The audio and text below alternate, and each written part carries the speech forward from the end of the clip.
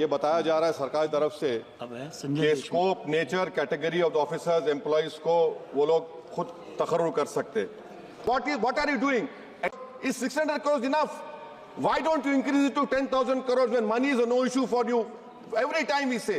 So that is why, sir. Thank you, sir. धन्यवाद। क्या सरकार मिलने वाली पेंशन को बढ़ाकर करेगी डबल? संसद में वित्त मंत्री का क्या रहा जवाब? नमस्कार दोस्तों, देश भर के 68 लाख पेंशन धारक EPS 95 स्कीम के तहत जो कवर्ड हैं, जिनको न्यूनतम 1,000 रुपये प्रति महीना पेंशन मिल रही है, लेबर मिनिस्ट्री के द्वारा यहाँ पर दोगुना पेंशन के प्रस्ताव को क्या मंजूरी मिली है? संसद में क्या कहा गया? वित्त मंत्री से क्या सवाल पूछे गए? वीडियो में हम आपको बताएंगे विस्तार से। आपसे रिक्वेस्ट है वीडियो को ध्यानपूर्वक देखें, अपने साथी दोस्तों के साथ जरूर शेयर करें।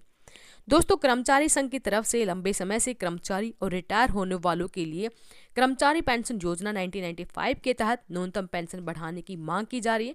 पेंशन राशि में इजाफे के मामले पर सांसद असाउद्दीन ओवैसी ने लोकसभा में EPS 95 के तहत न्यूनतम पेंशन बढ़ाने से जुड़ा सवाल किया। उन्होंने पूछा, क्या सरकार को EPS 95 के तहत पेंशनर से न्यूनतम पेंशन में इजाफे को लेकर अनुरोध संबंधी कोई आवेदन मिला है? उसके अलावा उन्होंने पेंशन बढ़ाने से जुड़े प्रस्ताव का भी ब्यौरा मांगा। तो चलिए जानते हैं कि सरकार ने क्या कहा। तो प्रश्न का जवाब दिया वित्त राज्य मंत्री पंकज चौधरी ने। प्रश्न के जवाब में वित्त राज्य मंत्री ने बताया कि ministry of labour and employment को EPS के तहत न्यूनतम पेंशन राशि बढ़ाने का अनुरोध मिला है।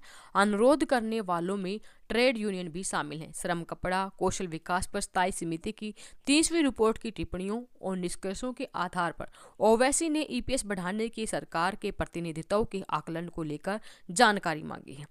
जानकारी में मंत्री ने अपने जवाब में कहा, EPS 1995 एक परिभाषित योगदान, परिभाषित लाभ सामाजिक सुरक्षा योजना है। ये कर्मचारी पेंशन फंड का कॉर्पस नियोक्ता की तरफ से सैलरी के लिए दिए जाने वाले 8.33% के योगदान से बना है। दूसरा, केंद्र सरकार की तरफ से 15,000 रुपये महीने की राशि तक की सैलरी के 1.16% के बजटीय सहायता के माध्यम से बनाया जाता है। योजना के तहत सभी फायदों का इस फंड से भुगतान किया जाता है। फंड का मूल्यांकन हर साल किया जाता है। EPS 1995 के पैराग्राफ 32 के तहत जरूरी है और 31 मार्च 2019 को फंड के मूल्यांकन के अनुसार एक बीमांकित घाटा है। सांसद ने EPS 1995 के तहत पेंशन में इजाफे के लिए धन आवंटित करने के सरकार के इरादों के बारे में जानकारी की।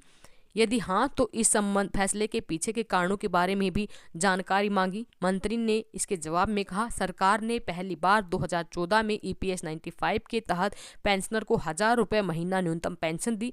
केंद्र की तरफ से सितंबर 2014 में EPS 1995 के तहत पेंशनर के लिए 1,000 रुपये महीना की न्यूनतम पेंशन राशि की घोषणा की गई थी। हालांकि लेबर मिनिस्ट्री ने EPS 95 के तहत पेंशन को दोगुना करके 2,000 रुपये महीना करने का प्रस्ताव दिया था, लेकिन इसे मंजूरी नहीं दी गई।